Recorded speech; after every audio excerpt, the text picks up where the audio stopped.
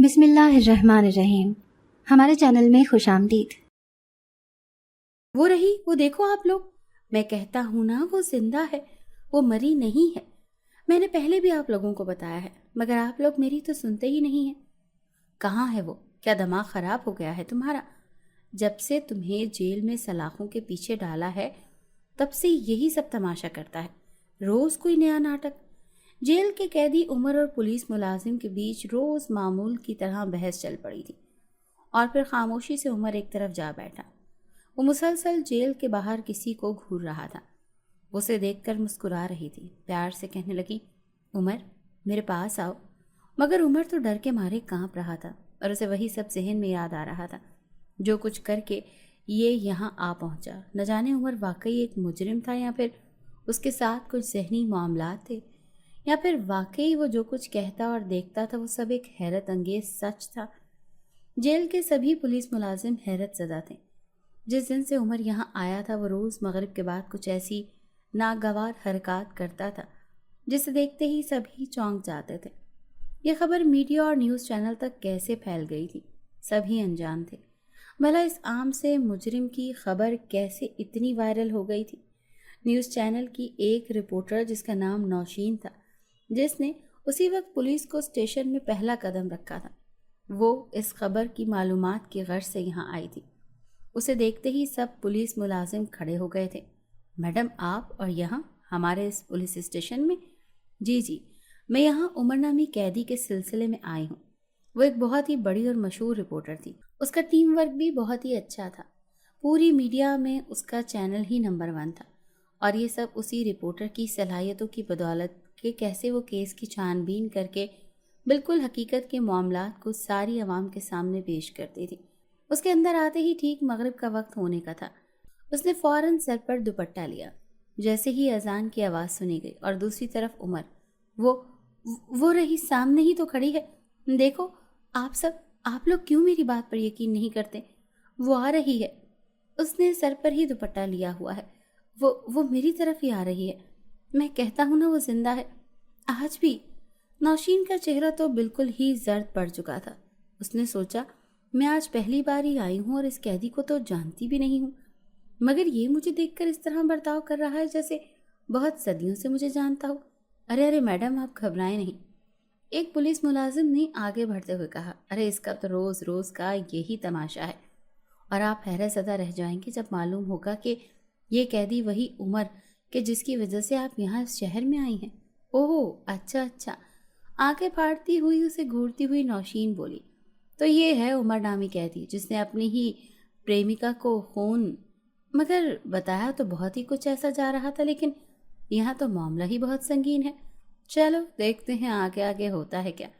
نوشین اپنی فائل نکال کر اس میں ایک طرف بیٹھ کر کچھ تحریر کرنے لگی تھی، اور تمام ہی پولیس ملازم اس کے لیے چائے ناشتہ منگوانے لگے، اور نوشین ان کی یہ چھچھوری حرکات دیکھ کر بہت ہی عجیب محسوس کرنے لگی تھی۔ ادھر نوشین نے کہا کہ شکریہ، مگر مجھے ان خاطر تواضع کی کوئی ضرورت نہیں ہے، بس مجھے کچھ دیر کے لیے اس قیدی سے ملنے دیا جائے، میرے لیے یہی بہت ہوگا۔ پولیس ملازمین نے کہا، میڈم آپ تھوڑا انتظار کریں، سر بس آتے ہی ہوں گے، اس بات کی اجازت تو آپ کو وہی دے سکتے ہیں، ہم لوگ نہیں۔ اوکے، میں ویٹ کر لیتی ہوں۔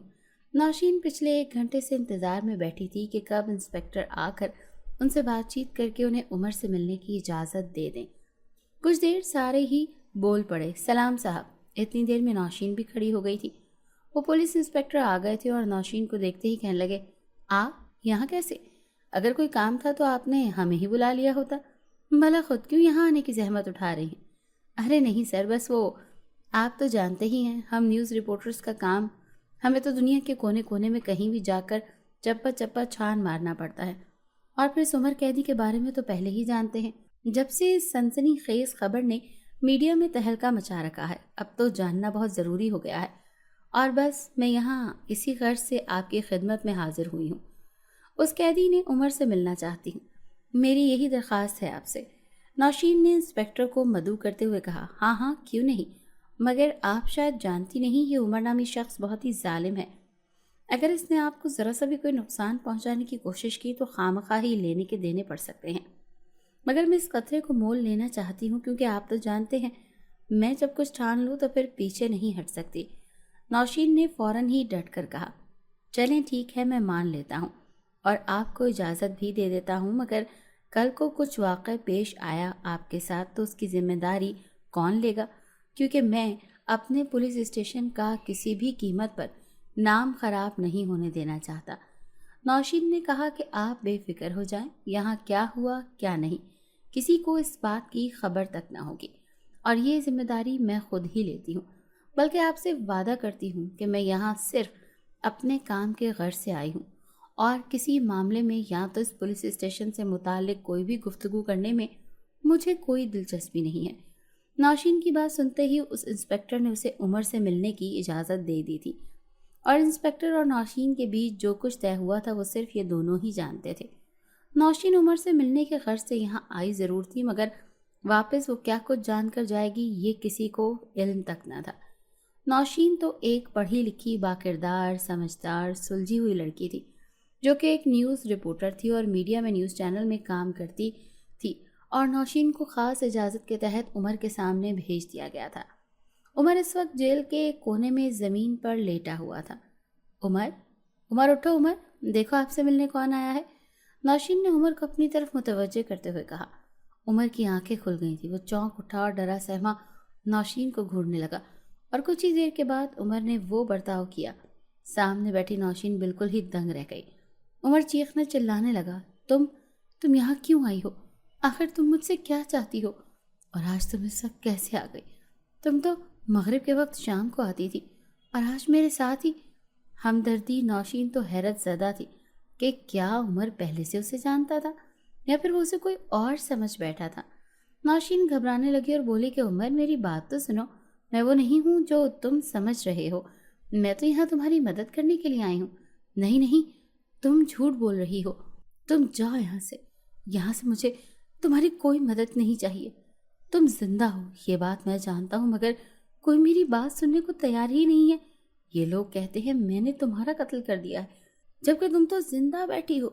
नौशीन चौंक पड़ी। उसका शक बिल्कुल सही था। उमर नौशीन को कुछ और समझ रहा था। वो शायद सब कुछ भूल चुका था।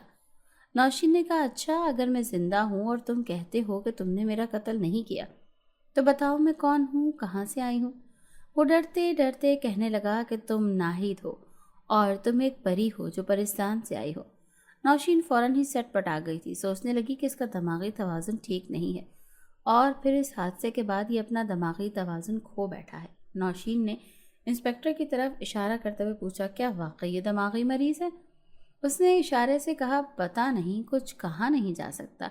इसका रवैया रोज़ कुछ मुख्तलिफ होता है और हो भी सकता है कि ये सब सिर्फ एक नाटक कर रहा हो और यहाँ से निकलने के लिए रास्ता तलाश कर रहा हो। अगर ऐसा मुमकिन है तो ये बहुत ही परेशानी वाली बात है। यहाँ तो सबको ही अलर्ट रहना होगा कि मौका देखकर किसी भी वक्त ये कुछ भी कर सकता है। नौशीन उमर के बारे में अपनी राय पेश कर रही थी, मगर उमर तो सिर्फ कुछ गुनगुना रहा था। नौशीन ने गौर करने की कोशिश की तो वो कोई गाना गुनगुना रहा था। नौशीन ने एकदम ही कहा कि उमर, क्या तुमने अपनी ही प्रेमिका का कत्ल किया है या फिर ये सिर्फ एक इल्ज़ाम है जो तुम्हारे सर थोपा जा रहा है? उमर परेशानी के आलम में घबराने लगा और चीख पड़ा, कहा ना कि मैंने कोई कत्ल नहीं किया और तुम सामने ही तो बैठी हो। फिर भला मैं तुम्हारा कत्ल कैसे कर सकता हूँ? नहीं, तुम जिंदा हो, फिर मुझसे ये सवाल क्यों पूछ रही हो? जाओ, चली जाओ यहाँ से। नौशीन बार बार हैरत में थी कि उमर ये सब क्या कह रहा था। नौशीन वहाँ से उठकर इंस्पेक्टर को इशारा करती हुई जेल से बाहर आ गई थी और कहने लगी कि ये मामला तो बहुत ही संगीन है। पहले तो इस बात से पर्दा उठाना होगा कि ये वाकई पागल है या सिर्फ बना हुआ है, और दूसरी बात, इसके साथ हुए इस वाक़े की सारी जानकारी मुझे फ़ौरन चाहिए होगी। इंस्पेक्टर ने कहा, हाँ हाँ ज़रूर, आप आराम से तसल्ली से इस मामले को हैंडल करें और जो मदद की ज़रूरत पड़े मुझे फ़ौरन ही अपनी खिदमत में याद करें। ये रही उमर के केस की पूरी फ़ाइल। नौशीन वो फ़ाइल लेकर चल पड़ी थी और कहने लगी कि 2 दिन के बाद मैं फिर आऊँगी और ये फ़ाइल भी वापस कर दूँगी और फिर देखते हैं कि इस उमर से कैसे निपटना है। नौशीन वो फ़ाइल लेकर फ़ौरन ही अपने घर की तरफ चल पड़ी थी। रास्ते में उसकी गाड़ी ख़राब हो गई थी और वो परेशानी के आलम में सड़क किनारे खड़ी हुई थी और आसपास मदद के लिए किसी को तलाश करने लगी थी, मगर इस वक्त कोई न था और रास्ता भी बिल्कुल सुनसान और खामोश कुन था। न जाने इस रास्ते से कोई गुजरता भी होगा या नहीं। नौशीन इस शहर में नई नई आई थी اور خاص کر اس کیس کے سلسلے میں، مگر یہاں تو اس کی قسمت میں کچھ اور ہی لکھا تھا جو اسے ہلا کر رکھ دے گا، یہ سوچ بھی نہیں سکتی تھی۔ نوشین نے فون کر کے گاڑی کی اطلاع اپنے ٹیم ورکر کو دے دی تھی اور ان میں سے کسی ایک کے آنے کا انتظار کرنے لگی تھی۔ کچھ ہی دیر میں وہاں ہنا آ گئی تھی اور نوشین نے کہا کہ تھینک گاڈ یار، میں کب سے یہاں پریشان بیٹھی ہوں اور یہاں تو لگتا ہے کہ آس پاس کوئی میکینک کی دکان بھی نہیں ہے۔ ہاں تم گاڑی میں بیٹھو اور میرے ساتھ چلو، ساتھ بس پہنچتا ہی ہوگا، وہ دیکھ لے گا کہ گاڑی کا کیا کرنا ہے۔ مہینہ کے ہمراہ گاڑی میں بیٹھ کر چل پڑی تھی اور راستے پر ہم لوگوں نے خوب باتیں کی، کیسے میڈیا اور سارے چینل والے عمر کو لے کر کیا کیا الزام تراشی کرنے لگے ہیں اور جھوٹی موٹی الٹی سیدھی خبریں پھیلا رہے ہیں، جبکہ سبھی جانتے ہیں کہ یہ معاملہ بالکل ہی ہٹ کر ہے، کیونکہ اس وقت نوشین عمر سے مل کر آئی تھی اور یہاں آنے سے پہلے نوشین کی اپنی رائے عمر کے لیے وہی تھی جو باہر تمام لوگوں کی، مگر اس سے ملنے کے بعد نوشین کی سوچ پوری طرح بدل گئی تھی اور عمر کے بارے میں کیا رائے رکھنے لگی تھی یہ تو صرف نوشین ہی جانتی تھی۔ نوشین اور ہنا آپس میں باتیں کر رہے تھے اور اپنی اپنی رائے ایک دوسرے سے بیان کر رہے تھے۔ اس پر ہنا نے اچانک سے کہا کہ نوشین، عمر کے بارے میں تم جیسا سوچ رہی ہو ویسا ہونا ناممکن ہے، اور پھر شاید جو کچھ دکھائی دے رہا ہے وہ بالکل ہی مختلف ہے۔ نوشین نے فوراً ہی کہا کہ کیا مطلب ہے تمہارا؟ ہنا مسکراتے ہوئے کہنے لگی، کیا پتا عمر نے واقعی کوئی قتل نہ کیا ہو، مگر یہ تم کیسے کہہ سکتی ہو، وہ بھی اتنے یقین سے، اور تمہیں کیسے معلوم؟ ہنا فوراً ہی گھبرائے ہوئے کہنے لگی کہ تمہیں نے تو بتایا تھا کہ عمر نے کیسا برتاؤ کیا، اور اس فائل میں بھی عمر کی کہانی بلکہ مختلف ہی لکھی ہے۔ نوشین فوراً ہی سٹپٹا گئی اور گھر پہنچنے کا انتظار کرنے لگی اور خاموش ہو گئی تھی، مگر راستے پر ہنا نوشین سے ادھر ادھر کی باتیں کیے جا رہی تھی۔ اور پھر کچھ ہی دیر میں ہنا اور نوشین اپنے گھر پہنچ گئے تھے۔ جب وہاں ٹھہرے ہوئے تھے، آؤ ہنا تم بھی میرے ساتھ ہی چلو، نوشین نے گاڑی سے اترتے ہوئے کہا۔ نہیں، مجھے بہت ضروری کام ہے، میں بس وہ نمٹا کر آتی ہوں، تم چلو، اور ساتھ بھی گاڑی لے کر کچھ ہی دیر میں آتا ہی ہوگا۔ نوشین اندر چلی گئی اور ہنا اپنے راستے۔ نوشین کے ذہن میں اب بھی عمر کو لے کر ہزاروں سوالات آ رہے تھے اور سوچ میں تھی کہ عمر اسے کیا سمجھ رہا تھا جو اس نے ایسا برتاؤ کیا، اور ناہید کون ہے؟ کیا وہی اس کی پریمکا تھی؟ اور پھر اس کی وہ پاگلوں جیسا برتاؤ کہ تم ایک پری ہو اور پرستان سے آئی ہو، جبکہ نوشین تو پہلی بار ہی عمر سے ملی تھی، مگر وہ کہتا ہے کہ روز اسے یہاں مغرب کے وقت وہ ملنے آتی ہے، اور وہ سارے پولیس ملازم جو اسے پاگل قرار دے رہے تھے سوائے اس انسپیکٹر اور نوشین کے۔ بہرحال چائے وائے پی کر فریش ہو کر نوشین نے سعد کو فوراً ہی فون کیا، تو سعد نے کہا کہ یار تم پریشان مت ہونا، میں نے ہنا کو بھیج دیا ہے، وہ تمہیں لینے آتی ہی ہوگی اور تم اس کے ساتھ سیدھا گھر چلی آنا، میں گاڑی کے ٹھیک ہونے کو فوراً ہی کچھ بندوبست کرتا ہوں۔ سعد کی بات سن کر نوشین ہنس پڑی تھی کہ میں تو یہاں پہلے ہی ہنا کے ساتھ پہنچ گئی ہوں اور ہنا مجھے یہاں گھر چھوڑ کر چلی گئی ہے، کیا تم پاگل تو نہیں ہو گئی، یا پھر تمہارا دماغ تو خراب نہیں ہو گیا؟ اس عمر سے ملنے کے بعد ہنا تو اب تک راستے میں ہی پھنسی ہوئی ہے، وہاں بہت ہی ٹریفک ہے، ابھی تو میری ہنا سے بات ہوئی ہے۔ اچھا چلو تم آؤ پھر بات کرتے ہیں۔ نوشین نے سعد کو کہہ کر فون ہی کاٹ دیا اور تسلی کے لیے فوراً ہی ہنا کو فون ملایا، تو پتہ چلا کہ وہ تو واقعی اب تک وہیں ٹریفک میں پھنسی ہوئی ہے۔ نوشین کے پسینے چھوٹ رہے تھے، آخر یہ سب اس کے ساتھ کیا ہو رہا تھا؟ وہ بہت ہی گھبرائی ہوئی تھی۔ عمر سے ملنے کے بعد جو کچھ اس کے ساتھ ہونے لگا تھا وہ کوئی نہیں جانتا تھا۔ نوشین نے کچھ دیر آرام کیا اور سوچ میں پڑ گئی تھی وہ کہ ہنا کون تھی جو اسے یہاں تک چھوڑ کر واپس چلے گئی، اور آخر اس کا وہ اندازہ عمر کو لے کر، جبکہ اسے تو عمر سے متعلق کوئی خبر تک نہیں تھی اور نہ ہی میں نے اسے کچھ بتایا تھا، اور پھر اس نے جب اس فائل کا نام لیا۔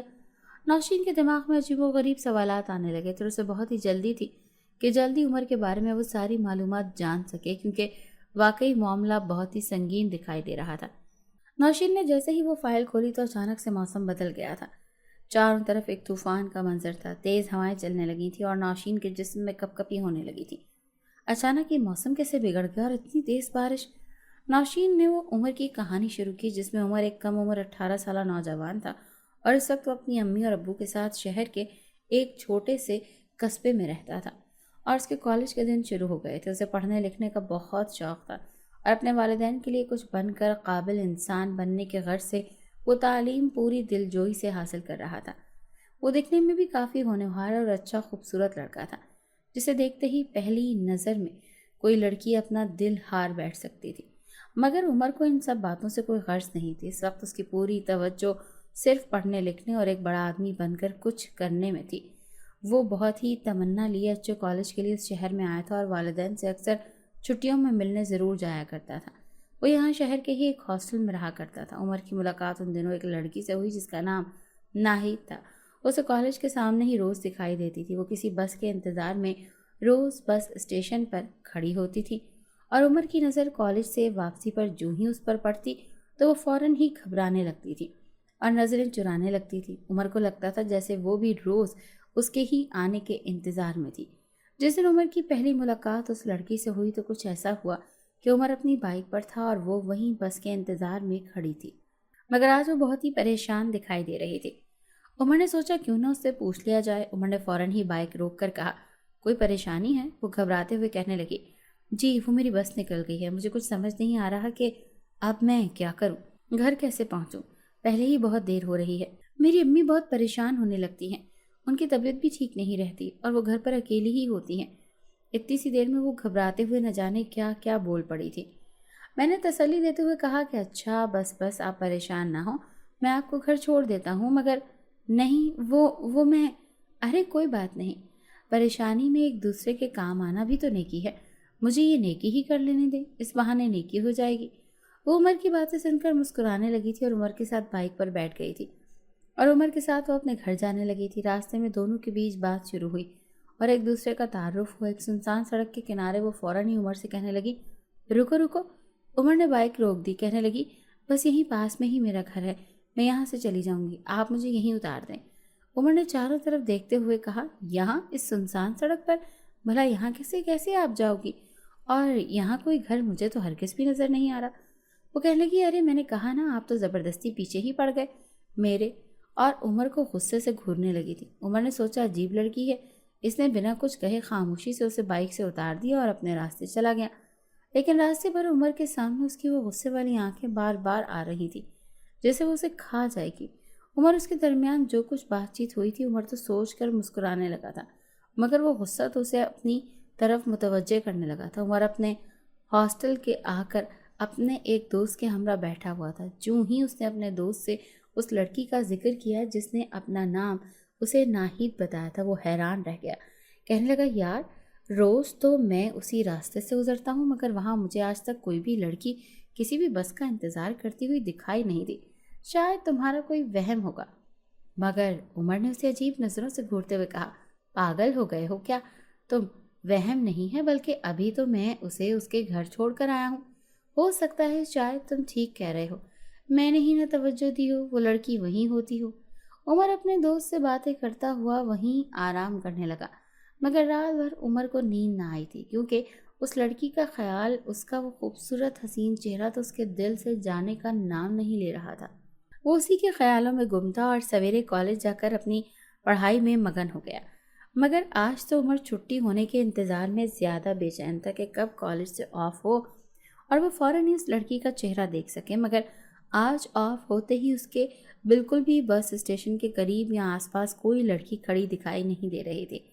عمر تو بہت ہی پریشان ہونے لگا تھا کہ آج ناہید کہاں ہے؟ نہیں تو وہ روز یہاں موجود ہوتی تھی۔ ناہید کو اس نے ساری جگہ آس پاس تلاش کر لیا تھا اور پھر اسے یاد آیا کہ اسے تو اس کا گھر بھی معلوم نہیں۔ وہ تو کل سنسان راستے میں ہی اتر گئی تھی، نہیں تو اس کے گھر جا کر اس کی امی کی طبیعت ہی معلوم کر لیتا، کہیں زیادہ تو خراب نہیں۔ وہ کل بھی انہیں لے کر بہت ہی پریشان تھی۔ ناہید کو لے کر اس طرح عمر کا پریشان ہونا اتنا خطرناک ثابت ہوگا وہ سوچ بھی نہیں سکتا تھا، اور بیچارہ تھک ہار کر اپنے ہاسٹل چلا گیا۔ عمر اور ناہید کے درمیان ایک عجیب تعلقات کی شروعات ہو چکی تھی۔ جس رات سے عمر کو پہلی بار ناہید نے غصے سے گھورتے ہوئے دیکھا تھا، عمر ہاسٹل آ کر سارا دن بے چین رہا اور ناہید کے بارے میں سوچتا رہا، کیسی ہوگی، کہاں ہوگی، سب ٹھیک تو ہوگا نہ۔ یہ سب خیالات اس کے دل میں نہ جانے کیوں آنے لگے تھے۔ اگلے دن عمر کی مراد پوری ہو گئی تھی اور کالج سے واپسی پر اپنی جگہ کھڑی ناہید نظر آ گئی تھی، اور عمر کا چہرہ تو فوراً ہی کھل اٹھا تھا کہ شکر ہے کہ ناہید بالکل ٹھیک ہے۔ عمر دوڑتا ہوا ناہید کے پاس گیا اور کہا کہ کیا ہوا، آج بھی آپ کی بس نکل گئی کیا؟ وہ ہاں میں سر ہلانے لگی اور بولی، ٹھیک کہا نا آپ نے۔ میں نے بائک لا کر اسے بیٹھنے کو کہا اور وہ خاموشی سے بیٹھ گئی۔ میں نے راستے میں کہا، کیا ہوا، سب خیریت؟ آج آپ بہت ہی خاموش ہیں اور کل آپ تھی، مجھے تو یہاں نظر نہیں آئی۔ وہ کہنے لگی، ہاں امی کی طبیعت ٹھیک نہیں تھی، اسی لیے میں کل گھر پر ہی تھی اور آج بھی دیر ہو جاتی تو وہ پریشان ہو جاتی۔ شکریہ آپ کا میری مدد کے لیے۔ عمر نے کہا اچھا ہے نا، مجھے اس بہانے سے ہی صحیح لیکن نیکی کرنے کا موقع تو مل جاتا ہے۔ اس طرح عمر اور ناہید کی آپسی دوستی بڑھنے لگی اور دنوں میں ہی وہ ایک دوسرے سے بہت خوش ہو گئے تھے۔ کبھی عمر کو کسی کام کی ضرورت ہوتی تو ناہید سے بلا جھجک کہہ دیتا اور ناہید کے کام آنا تو عمر کی پوری ذمہ داری ہی بن گئی تھی۔ ناہید کی ایک بات بہت ہی عجیب تھی، اس نے اب تک عمر کو اپنا گھر نہیں دکھایا تھا۔ وہ واپسی پر اب روز عمر کے ساتھ ہی جایا کرتی تھی اور اسی سنسان راستے پر ہی اتر جایا کرتی تھی اور کہتی تھی کہ میں خود چلی جاؤں گی۔ عمر اور ناہید اب روز ملنے لگے تھے اور بات چیت کافی آگے بڑھنے لگی۔ وہ لوگ کبھی باہر کھانے جاتے تو کبھی چائے پینے تو کبھی کسی پارک یا سمندر کے کنارے بیٹھ کر گپے لگاتے تھے۔ عمر اکثر کہتا کہ مجھے تمہاری امی سے ملاقات کرنی ہے، ان کی خیر خیریت بھی لے لوں گا اور ان سے میں تمہارے… ناہید نے پھر سے گھورتے ہوئے عمر کو دیکھا اور کہا کہ کیا مطلب ہے آپ کا؟ آپ کہیں وہ میں تو بس ایسے ہی… عمر نے اس کی آنکھوں میں وہی جلال اور غصہ دیکھ کر فوراً ہی بات بدل دی تھی اور پھر اسی طرح دونوں ہی اپنی دوستی میں ایک دوسرے کے لیے بہت کچھ کرتے رہے۔ مگر عمر کو ناہید نے اب تک نہ گھر کا پتہ دیا تھا، نہ ہی اپنی امی سے کبھی اس کی ملاقات کروائی تھی۔ عمر کے دل میں ایک ڈر تھا کہ کہیں عمر ناہید کو اپنی پسند کے اظہار کرنے کی وجہ سے اسے ہمیشہ کے لیے کھو ہی نہ دیں یا پھر اس کی دوستی کو…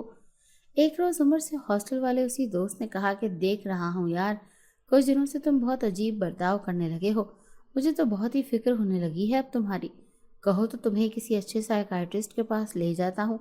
عمر نے غصے سے اس کی طرف دیکھا، ایک نظر دیکھ کر کہا کہ کیا مطلب ہے تمہارا؟ تم کہنا کیا چاہتے ہو؟ صاف صاف بولو۔ وہ کہنے لگا یار کچھ دنوں سے میں نوٹ کر رہا ہوں کہ تم اکیلے اکیلے باتیں کرتے ہو، خاص کر چلتی بائک پر جب موجود ہوتا ہے تو، اور اس بس اسٹینڈ کے قریب بھی میں نے اکیلے تمہیں ہنستے مسکراتے دیکھا ہے، اور تو اور اب تو کالج کے تمام لوگ بھی تجھے بہت ہی عجیب نظروں سے دیکھتے ہیں اور نہ جانے تیرے پیٹھ پیچھے کیا کیا باتیں کرتے ہیں۔ کوئی کہتا ہے کہ تو پاگل ہے، کوئی کہتا ہے کہ اس کی دماغی حالت ٹھیک نہیں۔ عمر تو حیرت زدہ ہو کر چونک پڑا تھا کہ یہ سب کہیں پاگل تو نہیں ہو گئے۔ اپنی دوست سے کہنے لگتا ہے کہ مجھے نہیں بلکہ تم سب کو ہی اچھے سائیکائٹرسٹ کی ضرورت ہے، تم سب کے سب وہاں جاؤ اور اپنا علاج کرواؤ۔ عمر تو اپنے دوست پر غصے سے برسنے لگا اور وہ بھی عمر کی یہ حالت دیکھ کر فوراً گھبرا گیا تھا۔ اور دوسرے ہی دن ناہید اور عمر سمندر کنارے بیٹھے تھے۔ عمر نے کہا کہ کیا بات ہے، تم آج کل بہت خاموش اور اتنا ڈری ہوئی لگ رہی ہو، گھر میں سب خیریت تو ہے نا؟ عمر کو لگا کہ کہیں اس کی امی کی طبیعت زیادہ خراب تو نہیں ہو گئی۔ وہ رونے لگی اور بتانے لگی کہ میری امی بہت پریشان رہتی ہیں اور میری ہی فکر میں اندر ہی اندر گھل رہی ہیں۔ میرا بچپن میں ہی میرے والد نے رشتہ طے کر دیا تھا اور وہ لوگ بہت ہی خطرناک لوگ ہیں، وہ لوگ مجھے نہیں چھوڑیں گے، وہ مجھے یہاں سے لے جائیں گے اور زبردستی میرا نکاح اس ظالم شخص سے کر دیں گے۔ عمر اسے تسلی دینے لگا کہ کہیں جانے لگا، پریشان نہ ہو، تمہارے ساتھ ہوں میں، کبھی ایسا نہیں ہونے دوں گا، جب تک میں تمہارے ساتھ ہوں میں تم پر کوئی آنچ نہیں آنے دوں گا، کیونکہ میں تمہیں… ناہید پھر سے اسے گھورنے لگی تھی اور عمر گھبراتے ہوئے نظریں جھکانے لگا اور کہا کہ وہ میں کہہ رہا تھا کہ میں تمہیں ہرگز کسی قیمت پر ان ظالم جاہلوں کے ہاتھوں میں نہیں لگنے دوں گا، اور اپنی سی بھی کہہ دینا، انہیں پریشان ہونے کی ضرورت نہیں ہے، اب میں ہوں نا، ان کی ساری مشکلات اور پریشانیاں حل کر دوں گا۔ ناہید ہنس پڑی اور بولی کہ اگر میرے لیے تمہیں خون بھی کرنا پڑے۔ ہاں، میں سر ہلاتے ہوئے عمر بولا، کیوں نہیں، میں ضرور کروں گا، آخر تم پریشانی میں ہو، تم افسردہ ہو اسی وجہ سے، بھلا میں کیسے برداشت کر سکتا ہوں۔ ناہید عمر کی باتیں کرتے ہوئے کچھ ہی دیر وہیں بیٹھ کر واپس گھر لوٹ آئے تھے اور راستے میں ناہید اسے سنسان جگہ اتر گئی تھی۔ آج تو عمر نے سوچ لیا تھا کہ وہ ضرور اس کا پیچھا کرے گا اور اس کے گھر کو دیکھ لے گا، مگر جو ہی عمر نے ناہید کا پیچھا کرنا شروع کیا تو حیرت کی انتہا نہ رہی، کیونکہ ناہید آہستہ آہستہ اسی سنسان راستے سے کئی اور بڑھتی ہی جا رہی تھی، اور سنسان سڑک یا جنگل کی کوئی گھر تو کیا بلکہ کوئی انسان، کوئی پرندہ بھی پر نہیں مار رہا تھا، اور عمر کا دل زور زور سے دھڑکنے لگا تھا کہ ناہید ہی کس اور جا رہی تھی، مگر وہ خاموشی سے اس کے پیچھے پیچھے چلتا جا رہا تھا، اور اچانک ہی عمر کی آنکھیں پھٹی کی پھٹی رہ گئیں۔ عمر جس ناہید کا پیچھا کر رہا تھا وہ اچانک سے ایک پیڑ کے پیچھے جا کر اس کی آنکھوں سے فوراً ہی اوجھل ہو گئی تھی۔ نہ جانے ناہید کو زمین کھا گئی تھی یا آسمان نگل گیا تھا۔ عمر یہ سب سوچتے ہوئے بری طرح وہیں کھڑا کانپ رہا تھا، اس کے تو پیر ہی ڈگمگانے لگے تھے۔ ناہید ناہید وہ پکارنے لگا، مگر ناہید تو بالکل ہی غائب ہو گئی تھی۔ اس نے جلدی سے گھبراتے ہوئے ناہید کو فون ملایا تو وہ کہنے لگی میں تو کب کی گھر آ گئی ہوں، کیا ہوا عمر، سب خیریت تو ہے نا؟ عمر نے کہا نہیں نہیں کچھ نہیں، بس یوں ہی پوچھ رہا تھا کہ امی کی طبیعت وغیرہ اب سب ٹھیک ہے نا؟ وہ کہنے لگی ہاں ہاں بالکل ٹھیک ہے، میں بس ابھی تو گھر پہنچی ہوں۔ عمر تیزی سے دوڑنے لگا تھا اور ڈرتے سہمتے اسے تو راستہ ہی نہیں کٹ رہا تھا۔ وہ جلدی سے دوڑتا ہوا اپنے ہاسٹل آ گیا۔ اس نے سارا قصہ اپنے دوست کو بتایا تو اس نے کہا میں نے تو تجھے پہلے ہی کہا تھا، چل میرے ساتھ کسی اچھے سائیکائٹرسٹ سے تیرا معائنہ کرواتا ہوں، باقی کوئی فکر والی بات نہیں ہے، یہ سب نہ تو صرف تیرا وہم ہے۔ ادھر یہ سنتے ہی عمر تو پھر اپنے دوست ہی پر غصہ کرنے لگا۔ اس دن کے بعد سے عمر بہت زیادہ ڈرا اور سہما رہنے لگا تھا اور اب وہ ناہید سے دور بھی رہتا تھا، مگر ناہید اسے تو چھوڑتی ہی نہیں تھی۔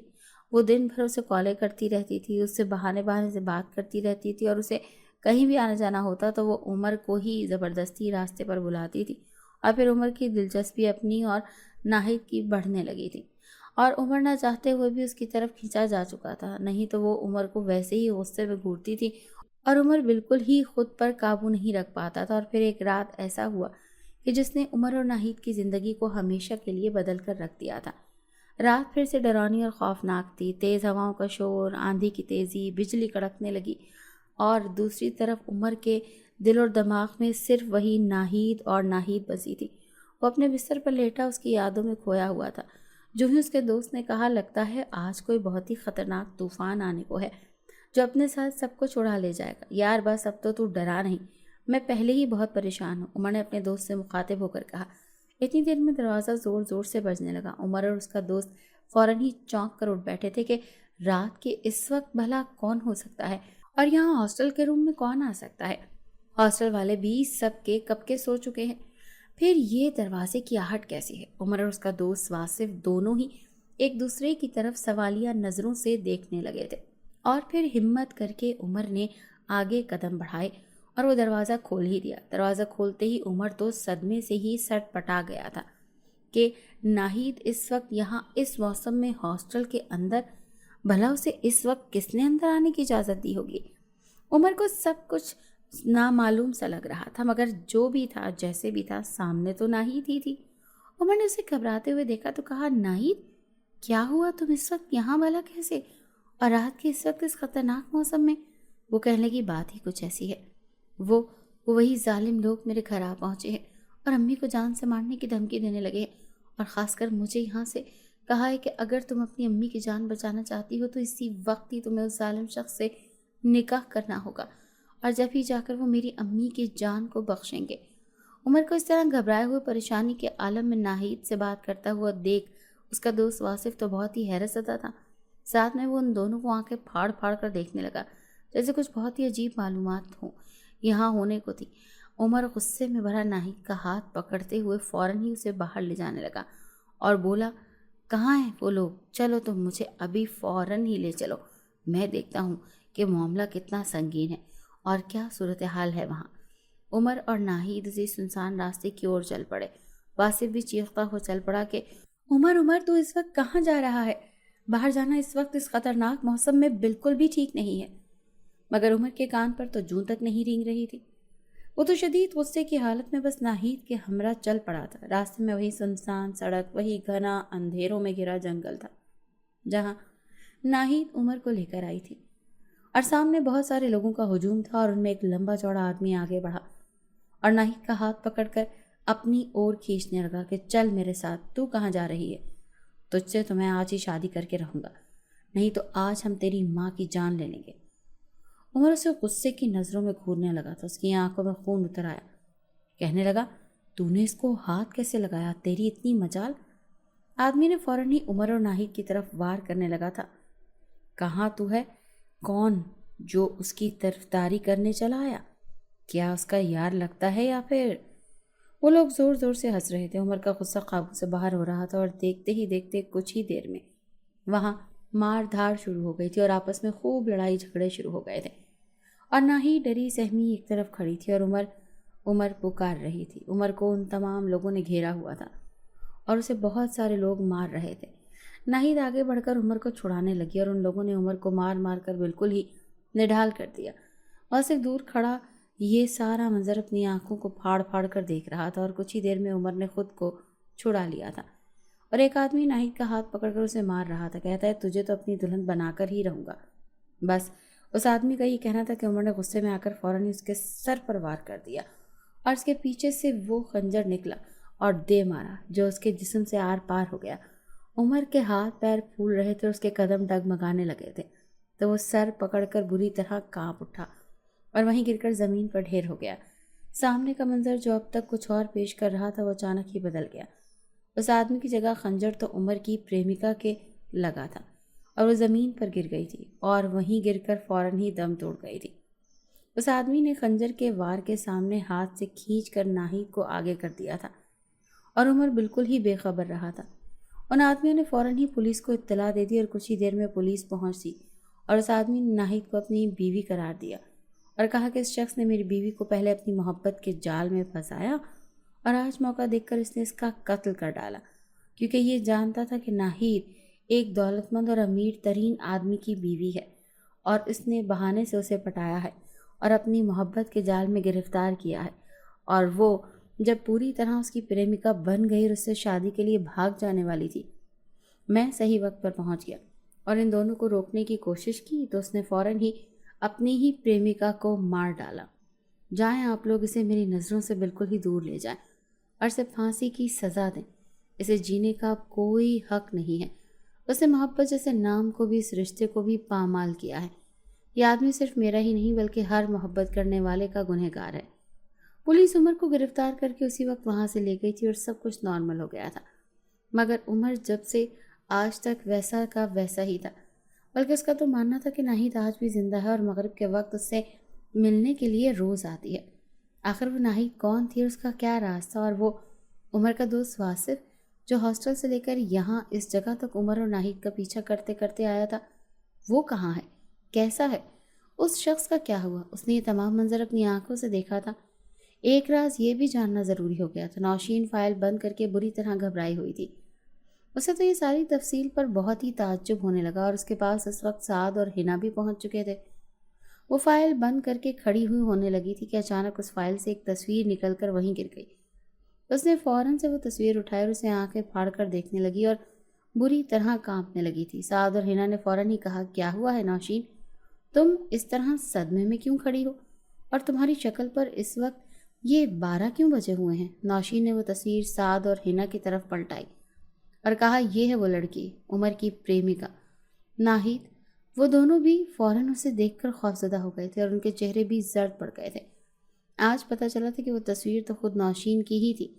یہ سمجھو نوشین ہی ناہید تھی کہ ہو بہو ایک ہی چہرہ، وہی قد قدامت، وہی ڈیل ڈال، مگر کیسے؟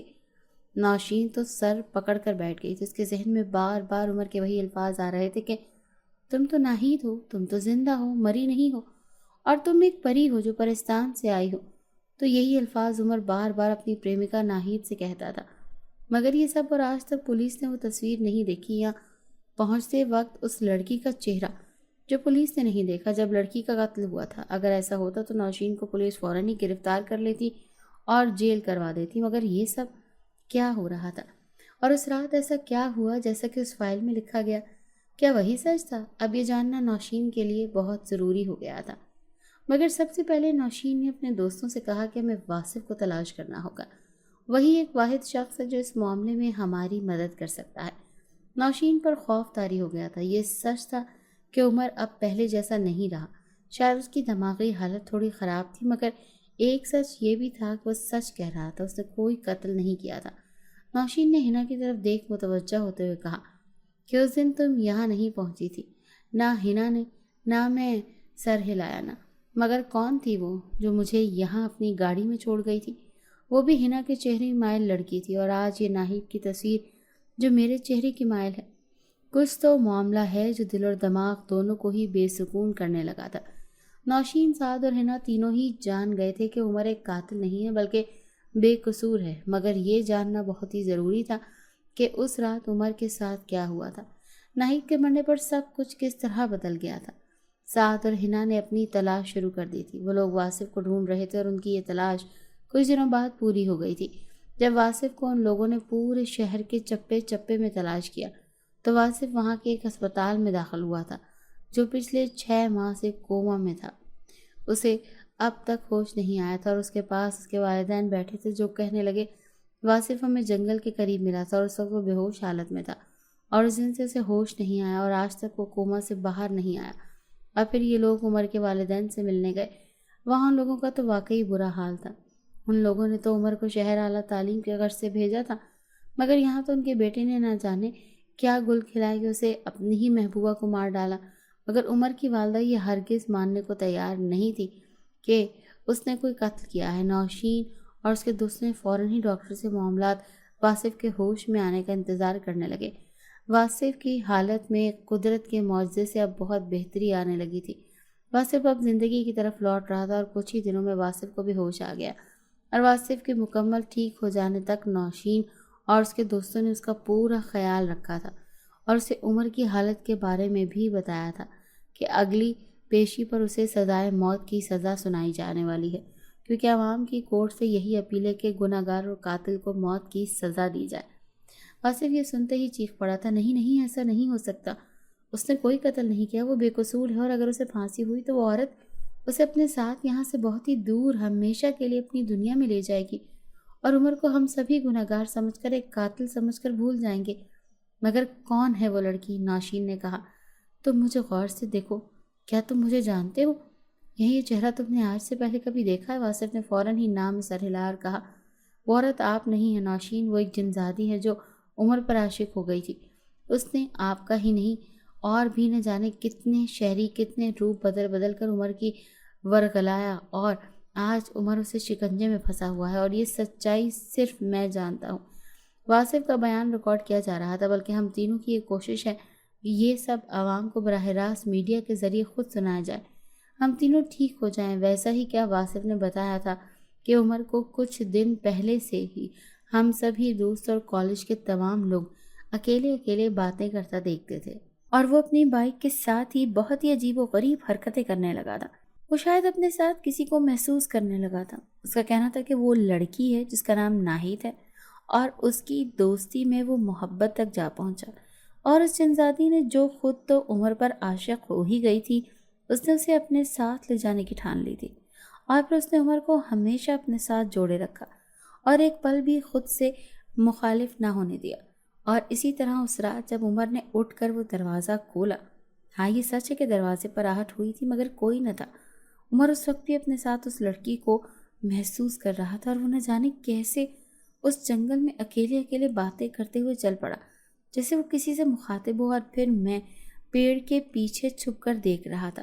سب کچھ جو عمر نے خود اپنے سے بیان کیا تھا اور فائل میں جو کچھ لکھ دیا گیا تھا، وہ سب صرف اور صرف عمر کا تصور کیا ہوا ایک کہانی تھی۔ مگر ہاں، میری حیرت کی انتہا نہ رہی جب پولیس وہاں پہنچی تو میں خوف سے تھر تھر کانپنے لگا۔ وہاں ایک لڑکی کی لاش پڑی تھی اور سامنے کھڑا شخص پولیس سے اسے اپنی بیوی بتا کر صاف عمر پر الزام لگا رہا تھا، مگر جو ہی پولیس گرفتار کر کے عمر کو اپنے ساتھ لے گئی تھی، اسی وقت وہ لڑکی کی لاش اور وہ آدمی دیکھتے ہی دیکھتے غائب ہو گئے تھے۔ خوف سے میں تو وہاں سے بھاگ نکلنا چاہ رہا تھا، میرے سر پر ایک درخت کا ڈھال آ کر گر گیا اور میں وہیں بے ہوش ہو گیا، اور آج میں ہوش میں آیا ہوں۔ نوشین اور نوشین کے چہرے والی وہ لڑکی اور ہنا، یہ سب ایک خطرناک سچ ثابت ہونے لگا تھا۔ عوام کو یقین آنے لگا تھا کیونکہ ڈاکٹر نے بھی عمر کی ذہنی حالت ٹھیک نہیں بتائی تھی، اور ساتھ ہی نوشین نے ایک عامل سے رابطہ کیا کیونکہ وہ جان چکے تھے کہ بچپن سے ہی ہم کچھ روحانی معاملات اس کے ساتھ ہیں، اور عامل سے ملاقات کے دوران معلوم ہوا کہ وہ جنزادی اور کوئی نہیں، وہی تھی جو بچپن سے نوشین کے اوپر تھی اور اس کا علاج آج تک مکمل نہ ہو سکا۔ اسی لیے اس جنزادی نے ہی عمر پر عاشق ہونے کے بعد نوشین کے ذریعے ہی عمر کے ساتھ رابطہ کر لیا تھا، اور اسی طرح وہ تصویر اور وہ عمر کا نوشین کو دیکھ کر فوراً ہی کہنا کہ تم تو زندہ ہو، وہ سب محض ایک اتفاق نہیں بلکہ خوفناک سچ تھا۔ اور واصف نے بتایا کہ وہ جنزادی عمر پر اس پیڑ سے ہی عاشق ہوئی تھی جس پیڑ کے نیچے وہ اکثر اپنے کالج میں بیٹھا کرتا تھا، اور اس جنزادی کو عمر کے سوا آج تک کسی نے نہیں دیکھا۔ ایک عامل نے نوشین کو ساری تفصیل بتا دی تھی اور دوسری طرف عمر کو عوام کے احتجاج کے نتیجے میں انصاف بھی مل گیا اور اسے رہا کر دیا گیا تھا۔ دوسری طرف اسپتال میں عمر کے دماغ کا علاج شروع ہو چکا تھا اور پھر سالوں گزر گئے تھے۔ عمر بالکل ٹھیک ہو کر ایک روز کسی مزار کی طرف سے گزر رہا تھا کہ وہاں اس نے نوشین کو بری حالت میں بندھی ہوئی دیکھا تھا، اور دوسرے ہی روز میڈیا پر خبر پھیل گئی تھی کہ نوشین نامی رپورٹر اپنا دماغی توازن کھو بیٹھی ہے اور اس کا روحانی علاج جاری ہے۔ ناظرین، اگر آپ کو آج کی یہ کہانی اچھی لگی ہو تو ویڈیو کو لائک ضرور کریں۔ اگر آپ کو ایسی دہشت ناک دل کو جکڑ دینے والی کہانیاں پسند ہیں تو ایسی ایک کہانی روزانہ سننے کے لیے ہمارے چینل کو سبسکرائب کریں۔ اجازت چاہتے ہیں، اللہ حافظ۔